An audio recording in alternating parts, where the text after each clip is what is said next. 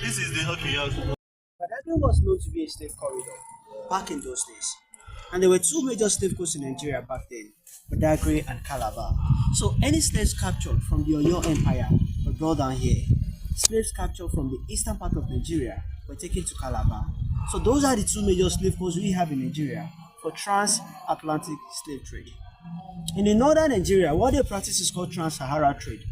Trans-Sahara trade started long ago before the transatlantic slave trade. And so the trans-Sahara trade lasted for about 1,500 years, while transatlantic only lasted for 350 to 400 years here in Badagry. So the real chain used back then and what we have inside this museum, they are over 500 years old. So I'm going to be telling you about the chain, how these slaves have been captured from the hinterland, how they've been brought here, how they write the name of the master on their body, the slave drinking water bowl. I'm going to be telling you all that inside this museum. From here we'll go to the Brazilian barracoon. And barracoon is a Portuguese word for cell. Barracoon is where the slaves were kept back then. They were kept inside the barracoon for 3 to 4 months. They make them eat, drink, urinate, defecate on each other for 3 to 4 months inside a very small room. Even while the women are observing the menstrual cycle, they do it on each other inside the room for another 3 to 4 months. And from there they bring them out and cross them to the other side of the lagoon water. Across the water is an island. They call that place a point of no return. Journey to a no destination. Over there, the slaves are forced to drink a particular water. After drinking the water, they make them make some recitation. After making the recitation, they become less aggressive, they lose their memory. And this was the reason why Nigeria was the largest supplier of slaves during the period of slave trade. Nigeria accounted for about 24% of slaves taken out of Africa as a result of that work. Nigeria and Angola both contributed 24% each. Ghana 16%, Senegambia 13%. Most of the slaves taken from Africa were taken to, most of them were taken to the Caribbean islands, especially Brazil. And that is the reason why today in Brazil, our own Yoruba is their second official language in Brazil. After Nigeria, Brazil is the next country with the largest number of black. You can Google it. So that was the reason why.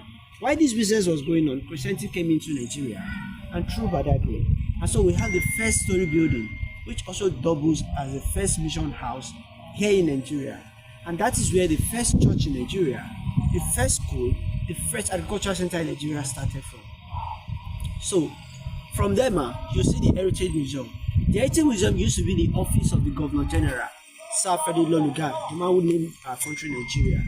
The office was converted to museum in the year 2002, and so you are seeing artifacts inside the Heritage Museum. The last place we are showing you in Badagry is the market where they buy and sell slaves. They call it Vlekete Slave Market. The market was established in the year 1502 for buying and selling of slaves. And inside the market you see a dungeon, a pit dug for the slaves. When they have leftover slaves, they drop them inside the pit and they'll be there for another market days. After 9 days, they bring them out. They sell them out. There's a shrine inside the market where they appease the god of the wind and the ocean. So that while they are taking them out of Badagry, they'll have a smooth journey. Now, our forefathers supported the white men, and this was the reason why they like to come and buy slaves here in Badagry. So you are welcome. These are what we have for you. 5 sites on land, 1 site across the water. Thank you so much. I believe you'll be the one that will be leading us and showing us. Like I said, I'm a curator. I will only talk to you in one of the museum. You are going to be meeting different faces as you go, but a tour guide will be leading you around. So I'm going to give you a tour guide that will take you around all the sites. Thank you. Thank you. So the financial implication. Now, for the sites on land, because if you have to go to the point of no return, why sheep go come back? That's why. Don't be small things. So meaning that if he's not going to the point of no return with you, They really useless our plan. Up till now, they're still using us. yeah, I usually Up tell till people now. that the visa of a thing they are giving our people is a modern way of slavery. Because if you are being given visa to come over there, what kind of work do they offer us? So me, I see it as a modern slavery because when they come here, We over Yeah, them. you are We right. give them the best of And they have everything. every right to do wherever But they want to. when It's we true. go there, what kind of work do they give us? It's true. There's racism. We don't do racism here in yeah. Africa. Yeah, you're right. If we have any American here, we protect them. But over Very, there, very more than ourselves, self. so that's also the issue. Imagine two people coming to Badagry from Lagos and we have like 6-7 policemen guiding them. We call right. them expatriates. Yeah. What do they call us if we go there? You're right.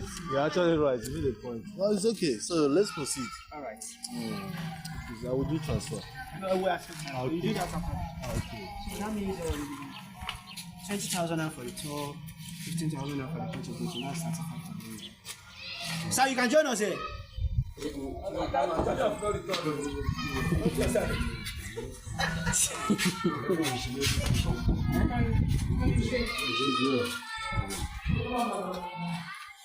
Strong girl, superwoman. She just came back from me. She said she's going to be. Please turn around. You're welcome once again. Turn around. My name is Dr. Mobi, and this is the Mobi Family Slavery Museum. Over there are the real shackles, chains used on our forefathers during the period of slavery. But before we go to the chain, I want you to get a background of what happened before the chain. Like I said outside, Badagry is known to be a slave corridor. And what we practice there is called the Atlantic Triangular Trade or Transatlantic Slave Trade. So any slaves captured from the hinterland, like I said outside, there are two major slave coasts in Nigeria, Badagry and Calabar. So any slaves captured from the Oyo Empire were brought down to Badagry, while slaves captured from the eastern part of Nigeria were taken to Calabar. There was something that vehicle in those days, you have to trek down. And because of bringing them down, some of them die along the road, while some fall sick. Those that died, they don't bury them. The 6 slaves were rejected inside the market, established in the year 1502. From the barracoon, she'll be taken to the market, and you see how the market looks like. From the market to the barracoon, and from the barracoon to the point of no return. They overload them inside the ship at the point of no return, and most time when they get to the middle of the Atlantic Ocean and the ship is not moving at the pace they want it to move, or the tides are high, for the ship not to capsize, they pick up some of the slaves and drop them inside the Atlantic Ocean. So it's not all the slaves that left the shore of Africa that get to where they are taking them to. Some of them die inside the Atlantic Ocean. So, slaves taken from Africa, there's a map of Africa. Majority of them were taken to the Caribbean islands. And most of the time, they make them work on the plantations. Tobacco plantation, cotton plantation, sugarcane plantation. The harvested produce will be taken from there to America. In America, they transform into finished goods. These goods were returned back to us in exchange of more slaves. And that's why they call it the Atlantic Triangular Trade. If you look at the movement of the ship, it's in form of a triangle. The ship goes out with slaves from the Caribbean islands, sugar, coffee, tobacco, back to America, and they come with clothes, dry gin, mirror, cotton, umbrella, and so on and so forth in the city of more slaves. The judgment for the abolition of slave trade was made in Rome in the year 1772. The likes of William Wilberforce fought for that judgment back then. But this good news got to Badagry in the year 1852. It was in the year 1852 our ancestors here in Badagry signed the Treaty of the Abolition of Slavery with the British. Our forefathers here in Badagry were middlemen between the white and the black. They buy slaves from their fellow black. They will sell to the white men. And so we have the British, the Dutch, the French, and the Portuguese patronizing Badagry back then. So it was in the year 1852 the British and the people of Badagry signed an agreement putting an end to the trade. So they left Africa. The Portuguese were still in Badagry. And so the man buried here was the one that finally stopped the trade here in Badagry. The father of the man buried here was also into the trade. The father was a middleman between the white and the black. He buys slaves from the fellow black, he resell to the white man. And the man was nicknamed Chief Mobi by the white men in the course of that trade. Because whenever they come around to buy slaves, they usually offer the white men kola nuts. The Yorubas call kola nuts obi. I don't know if you have come across kola nuts. Kola nuts. They've come across it. So each time they come around, the father of the man buried there will always entertain the white men with kola nuts. He tells them in Yoruba language, and so they nickname him Chief Mobi. The family now adopts that as a family name, and Mobi is now a chieftaincy title in Badagry today. I'm from the family. I happen to be the 5th generation of the man buried here. So my surname is Mobi. And Mobi now in Badagry is now a chieftaincy title in Badagry today. By going to the Brazilian Barracoon, you see the palace of the present Mobi of Badagry. So these are the real changes from the white men in the year 1888. Can I please come and feel the weight of the chain? Please come closer.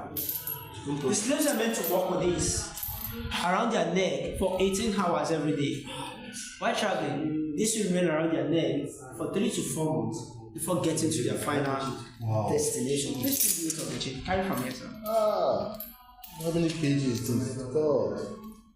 So you can imagine these on the neck of human being walking inside the farm for 18 hours every day. 3 to 4 months after traveling on their transportation before they get to their final destination. This is called the mouth plate, and this is for the mouth of the slaves. Slaves working inside the farm were usually not allowed to communicate to one another. Why? The masters are afraid that while slaves are working and they are communicating, they could plan on how to attack them. So they usually pierce the lips with them. They pierce the lower and the upper lips. In the morning, while going to the farm, they put this in their mouth. They padlock them up like this. The reason why they do this is they don't want them to talk, or because they don't want them to eat while working on the plantation. And this is called a light chain for the babies. Any child given birth by a slave is a slave. And children were usually not allowed to be moving about the farm so as not to step on where their parents are standing. So they usually gather the children together. They chain their wrists with this size of the chain. They make them sit under a tree far away from where their parents are walking. So this is called a light chain for the baby. What this is punishing. This is for punishing stubborn slave who refuse to walk inside the farm. A torture weapon. It falls this into the wrist of the slaves. Most times this doesn't go into the wrist. They will have to break the bone. After forcing this to the wrist, they made them climb a platform. They unscrew this side and they screw this up to a tall tree. The slaves will now be hung on the tree, dangling from morning till night. In the course of doing that, most of them died. The white man doesn't care because our forefathers were used in listening to high things. This is called the branded value. This is used in writing name on slaves. Slaves do not bear name during the period of slave trade. They bear the name of their masters. For the masters of the slaves to be able to identify their slaves, they usually write their name in their body. They put this in fire. When this is red hot, they now use this to write the name of the master on the body of the slaves. And this is what we now adopt as fashion today. Tattoo. The second function of this is to pierce the lips of the slaves, so as to be able to padlock their mouth. While the last function of this is to pierce the foot of slave who try to run away being captured. They hit this into the foot to pierce the leg or break the bone inside the leg. This is called the ankle lock, and this is for the leg of two slaves. Two slaves are meant to walk with this around their ankle at the same time. And you can imagine this on the leg of two human beings walking at a time. The ankle lock is what they call this. This was the money we recognized back then in Africa, cowries. But this was only recognized as means of exchange in Africa. The white man doesn't see this as money, and that led to the introduction of trade by barter. So they bring in items like gold, gunpowder, dry gin, cotton, iron, mirror to Africa to exchange for human being. So a bottle of dry gin back then was exchanged for 10 slaves. You can imagine the worth of human being then. A bottle of dry gin for 10 slaves. Mirror was exchanged for 10 slaves, and umbrella for 40 human beings. This cannon gun here was exchanged for 40, and the big size of this for 100. Why do we need this? They brought this for us so we could wage war against ourselves, capture slaves, and sell back to them. I call that divide and conquer. The white are still doing this in Africa up to date. Here's a slave drinking water bowl. 40 to 50 slaves drink water from this bowl at a time. And the slaves drink water from this bowl with their hand being tied to the back. These slaves have access to food and water once in a day, and they drink with their hand being tied to the back.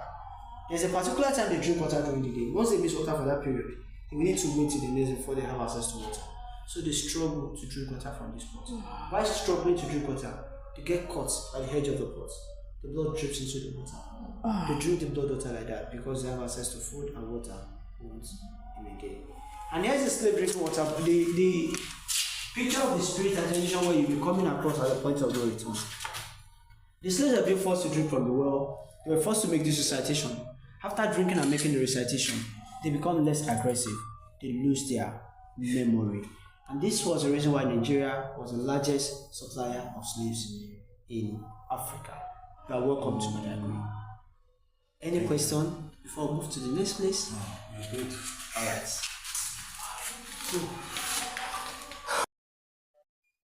Angel. Angel. Now, if I'm angel slave, and it should be angel, slaves are only slaves bear their masters. That's why most of the Africans, American, and Egyptians repatriate. Like, what's the name, sir? Mr. Joseph. Joseph. Please, can you move a little bit forward so that they will not be distracted? The family will be passing happy. Now, sir, if I tell you that I'm Kofi, can you tell me where I come from? Kofi. Kofi. Me, your name? Yeah, I said, I'm asking you, if I tell you I'm Kofi, can you tell me where I come from with that name? Ghana. Yeah. Why am I driving at? I'm expecting you to give me African name, so I will tell you where you come from. I'm not saying anything wrong with that Joseph or Angel. You see, all tribes in Africa have their native name.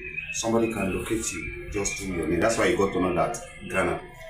Had it been the European American retained the name of our forefathers and brothers took away, said, would that be easier for them to repatriate to their people through their names? That to tell how important our name is as an African. But slave have no name.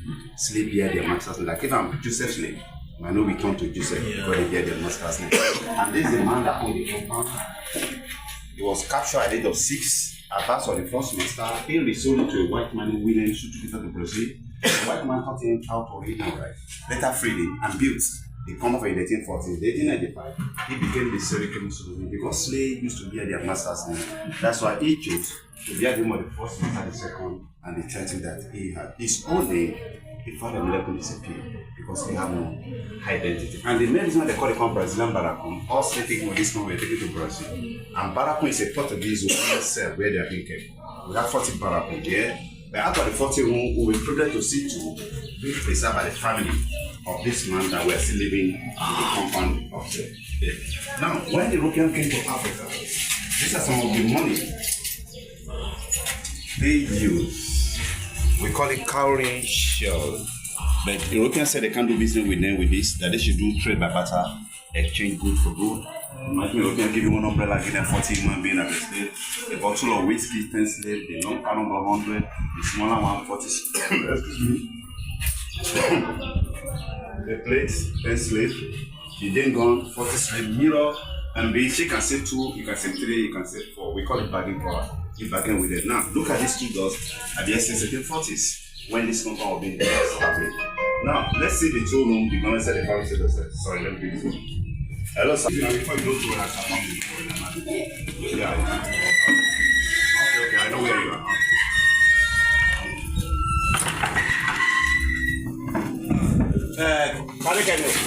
Come meet Steven. I want to pick some people. Please come in. Steven. So you're welcome. This is the surviving umbrella for 40 slave Africans. It's made of wood, bronze, cane, and iron, and it's heavy. And as heavy as it is, just a guy constantly have to carry frame on the head of the master. It must not drop. If it drop, they'll be headed the slave instantly. And they put this one on their legs. We call it ankle shackle, so that they don't be able to escape from the plantation where they're walking. This is a picture of the man that owned the compound. I told that the second master taught him how to read and write, and we made a photocopy of some writing here. And the umbrella does show you the same umbrella is still going to carry fan on the head of him. They put this one inside the fire to write the name of the owner of the slave on the chest or the back. We call it branding because slave kept here, we are owned by different owners. For identification, you have to brand your slave. Now, this one here, and the one at your back, we're used to kill them. Now, let's see. We have 40 of slave Africans. You are big for 3 to 4. We call it dark. Please wash your head. Like your head in the dark.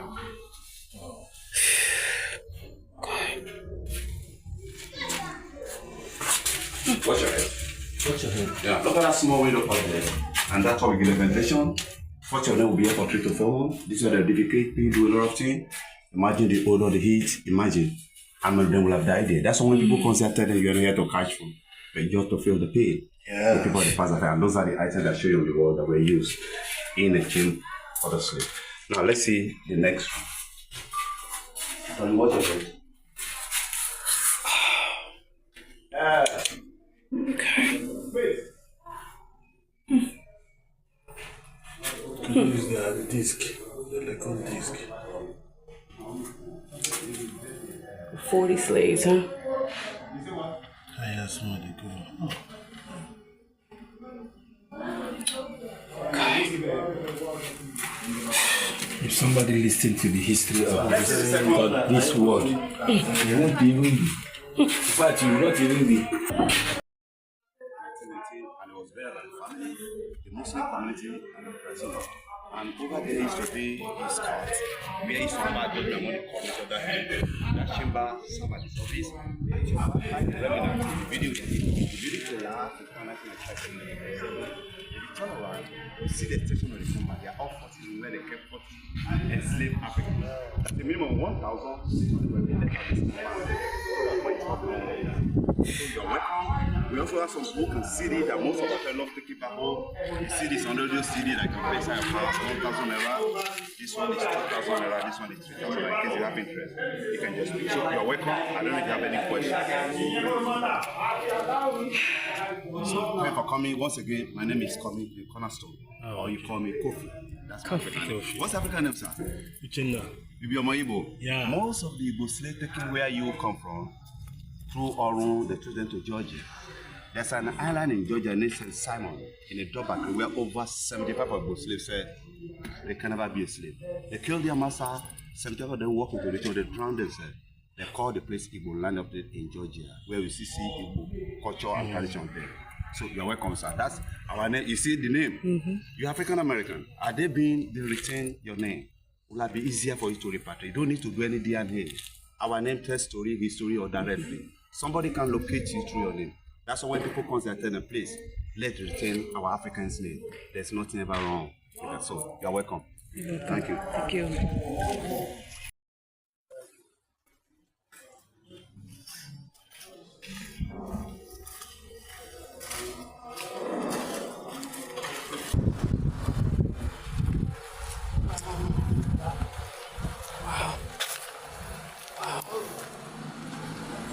Wow.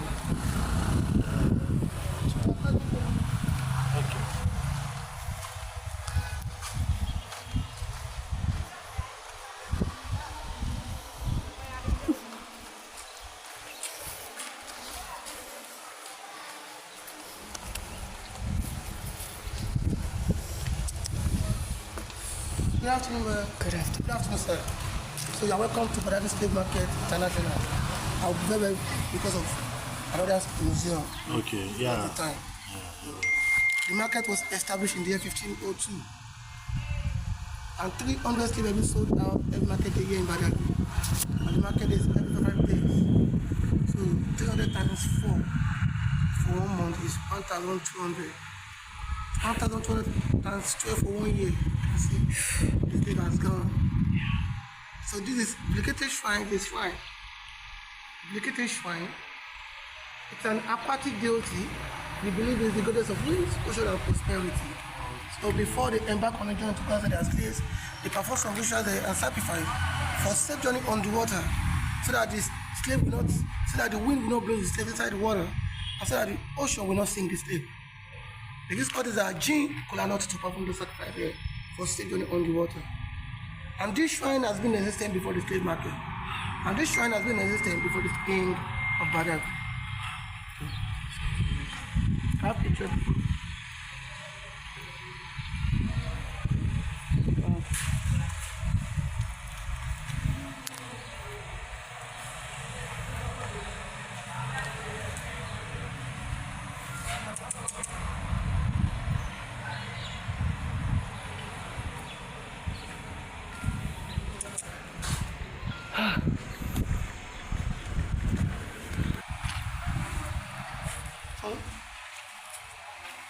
Continue. So here is the trial of Richard Lander. Videos are not allowed in the museum. Videos are not allowed in the museum. No, we Africans, we know how to maneuver things one way or the other. Before they take the what we die instantly. But because it's coming to Badagry, to make sure the slave hunters, they put the shell bed on their waist and take some concussion before going for what to do and catch this. They use for protection. Here we have the African tallest stone. African tallest, you can see the dome is very tall. Talk about festivals in Africa. It's the last era, two last era that talks about slavery. Can see change in the next era. The people that built the dome, And those people that posted that one will still the stick work. And I think that was the ship outside, all of them will die. So they will offload the ship. So here is Bida, one of the biggest port companies. Bida is called Bida. Here is the last station that left by the last station that left by the ISO Brazil in 1858. The slave book, what was the how to work with the slave throughout the world. I love the story. The trial courageous in the US Coast of Georgia. The better for strike together the slaves. These are the rejected slaves. These are the loaded slaves, the Opanic and the Lade Church. The Zog Massacre, no one can stay able to.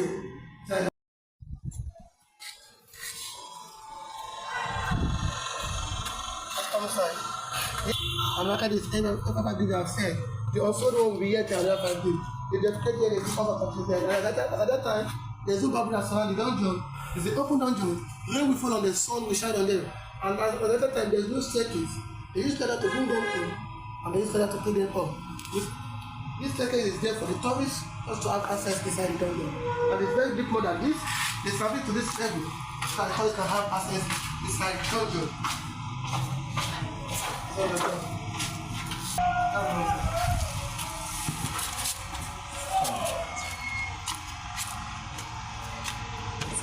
So these are the plantations to the gentleman.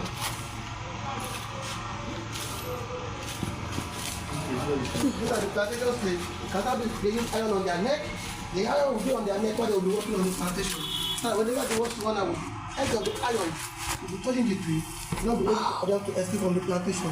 This is a stubborn slave. That's how they use iron on the head of the slave. The iron will tighten the head of the slave and blood start coming out.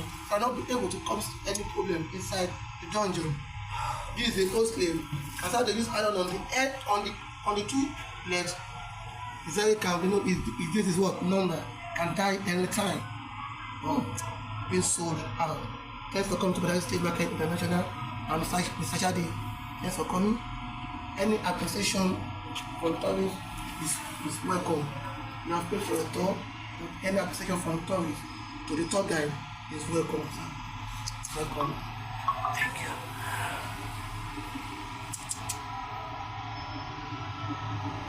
How many? If the leftover may be any number, there will be here. And I'm just doing this for as an example. No.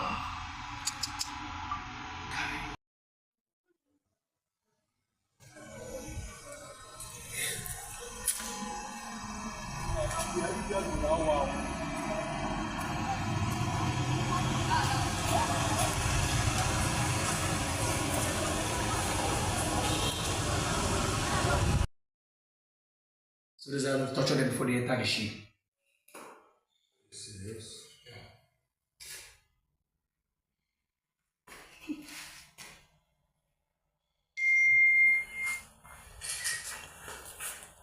I'm sorry. So these are the enslaved slaves before they buy them. Because every master wants to buy all the slaves. So these are the rejected ones. They call them the Marcos. They are the weak and sick slaves. These are the slaves that don't have strength to work on the plantation. Yeah. So instead of the master to feed them, they are going to kill them.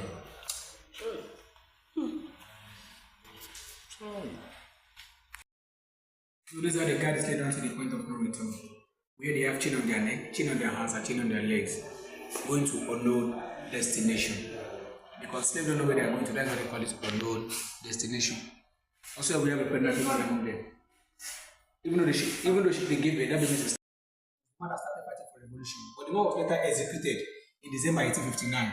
The slave dealers are the one that planned against the man, and the man was executed in December 1859. That is why the Christians are the one that put up this write-up that all true Christians who believe in immortality, so through Christ, Jesus Christ alone, are requested to pray for Captain John Brown because he has played a prominent role just to stop slave trade. Also, we have a woman called Margaret Gardner. Margaret Gardner is a woman that gave birth to 4 children on slavery plantation. So she don't want the children to experience what she has experienced. That's why she decided to kill all her 4 children herself. She was about taking her own life when the master came in. And when the master came in and they see that this woman have killed all her 4 children, they decided to kill the woman. And also we have when the slaves were revolting against the master, trying to gain destiny, freedom into their hands. And this is what to tell us that not all the slaves that left the shore of Africa that make their destination. Some of them died on the IC that we prefer to die. There is a boat you are seeing outside there. And it's like, it's just telling us some of the ship capsized on the IC. Some of the slaves says they revolt that we prefer to die instead of me being a slave. I prefer to die with you on this IC. And that's what to tell us that not all the slaves are left in South Africa. Yes, and make that destination. So here we have some of them that were trying to gain destiny, freedom into their hands. And also we have advert for reward. Any runaway slave. This advert was placed by the slave masters because they know when the slave is trying to run away or escape from the plantation, so the slave could do what? Plan to one another that I will tell another person that guy, me I want to run away. So the one is telling is the one that will go and tell the slave masters, and they will do what? They will kill each other. Those are the traitors. Yeah.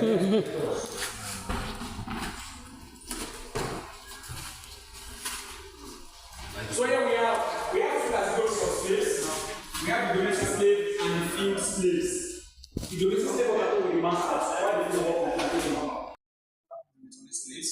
So when slavery was finally abolished, some slaves were able to trade there twice on permits. The ones that trade there, most of them are the ones that settled in Lagos Island today. So these are the names we hear today like Smith, Pedro da Silva, Damenda, Navigator. All these names we are hearing today, therefore that they are returning slaves. Those are the names given to them by their masters on the plantation, and those are the names they adopted using as their surname. And here we have the Brazilian architectural design done by the returning slaves. This seventh church in Lagos Island, Chita Central Mosque in Surulere, and Holy Cross Cathedral in Lagos Island. And at your back, these are the people that fight for freedom. We call them the slave abolitionists. They are the freedom fighters. Everyone that says that there are no more slaves. In the light of Nani, we have Harriet Tubman. Harriet Tubman is a woman that rescued more than 300 slaves and took them on the Grand Railway down to Sierra Leone. So when the liberty ship landed in Sierra Leone, that's where the capital of Sierra Leone was named Freetown. Also, we have this man called Natona. Natona is the man that killed 10 of white slave dealers. 10 of those people that buy and sell slaves, they killed 10 of them. But later, he was later killed by the slave facilitators, but he still tries to kill 10 of them. Also, we have this man called Tuzan Lubancho. This is the man that led the down to Santo Domingo. The Haiti we have it today in 1791. That is when they went there to kill all the white people there, and that is why the blacks are the one that dominated Haiti. Also, we have the picture of the man that started fighting for revolution, Captain John Brown. That was later executed in December. So here we have Thomas Classy, we have Gavin Sharp, Alano Pano Douglas, William. So here we have our culture crisis in Brazil. Because we have more of those that are related to Brazil, that's our culture, that they contaminate in Brazil. So here we have Lagos and Panama Carnival.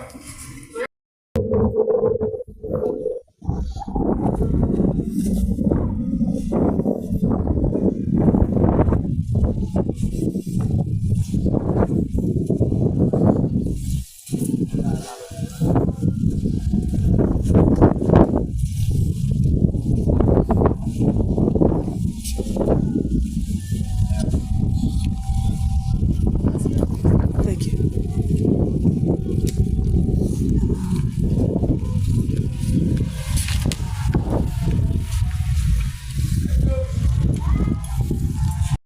Not too good to break anyhow. Kind of going to break.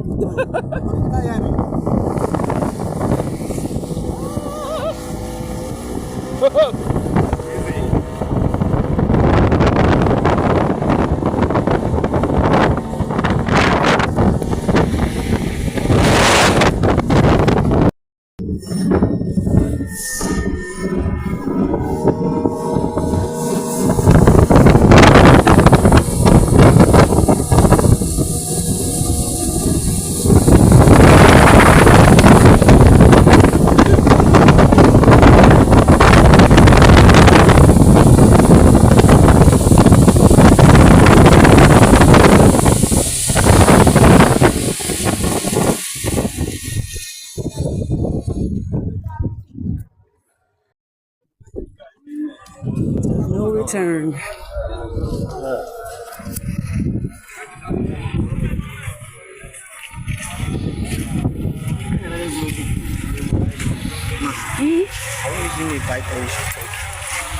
Let's use the bike.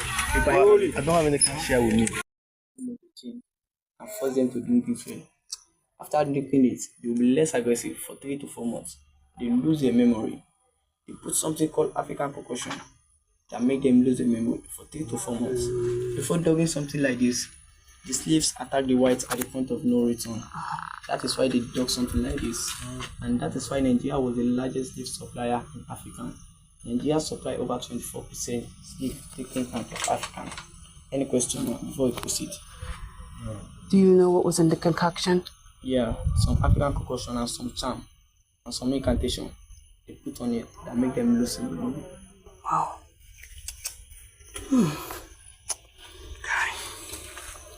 In this whole of this island, nobody drink from the water. Nobody knows the water is still effective or not. Nobody from it.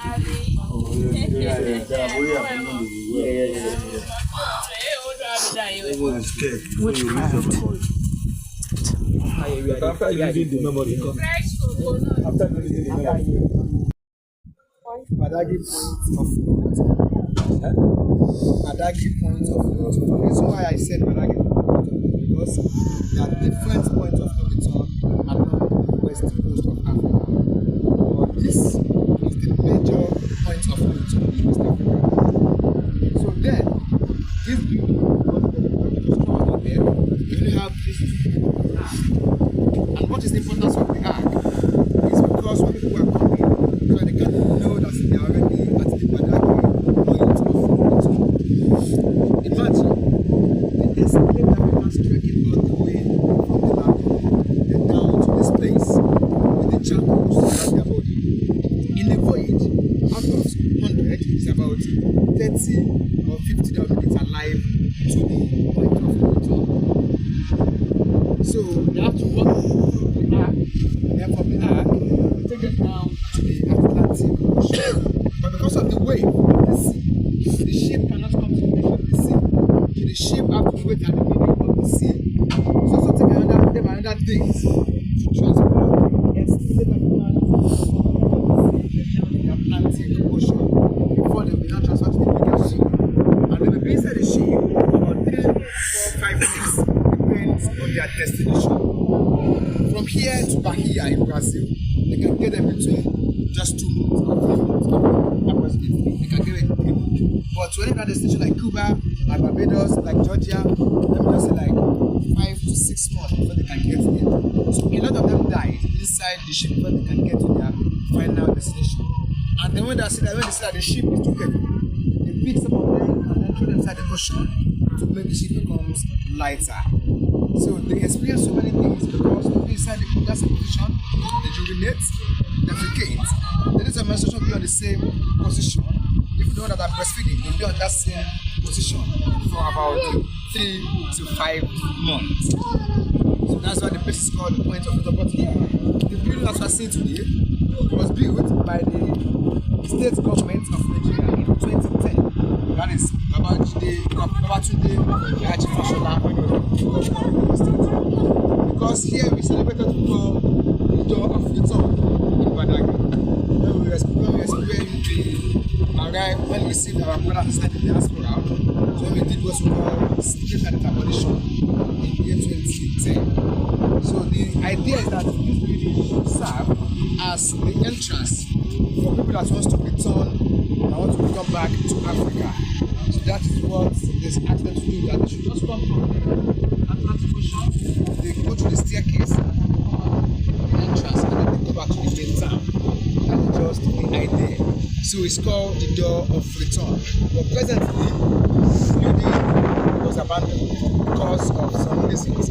But now, the governor, that is the present governor of Lagos State, has given the order that they should construct before the next Badagry Diaspora Festival, which will be coming up in October. So by August 1st, they are going to start the construction of these buildings. So let's see the effects of Atlantic Ocean.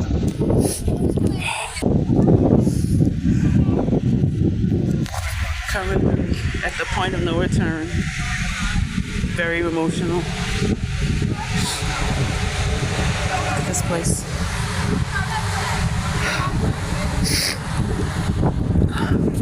Okay. Look at this.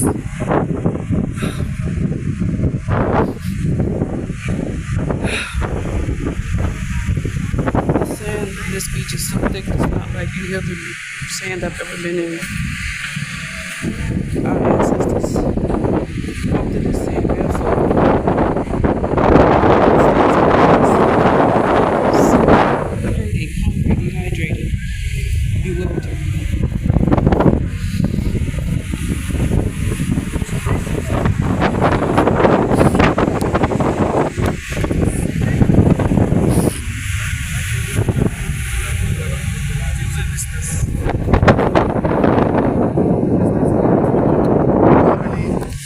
I can put this sand water into the bottled water that I gave you.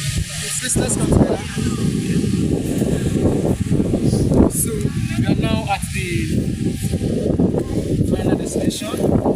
So from here, there is a boat called Skoda to transport the enslaved Africans with the sea. Then from there they will be transferred to the bigger ship and they will be taken away. It takes them days before they can continue their journey. So right there are some barracoons that were built on the other side of the boat. But the barracoons were demolished. Why? Because in the year 1852, Badagry chiefs and the British government signed what we call the Abolition Treaty. So the number 8 treaty says that all the implement has to do with the slavery should be destroyed. That is when the slave market is cooled down, cannot come from there. Even the barracoons were destroyed so as to wipe the evidence of slavery from Badagry. And that is why we don't have the barracoons here anymore. But you can see, so from here, they will be transferred to the bigger ship and then they will be taken to the unknown destination. Is that we call it the unknown destination, or we call it the new one, because we don't know where they are taking them to in particular. So, thanks for coming. Thank you. Thank you so much.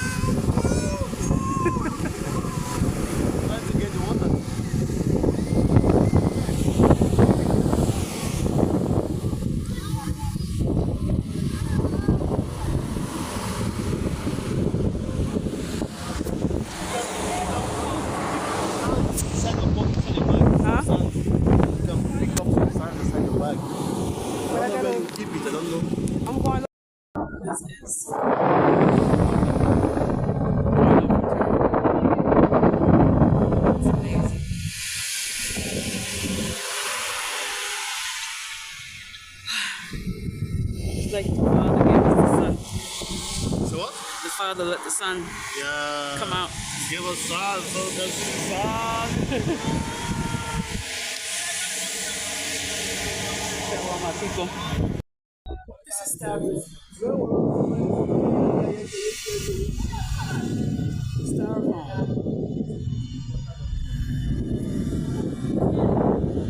Styrofoam.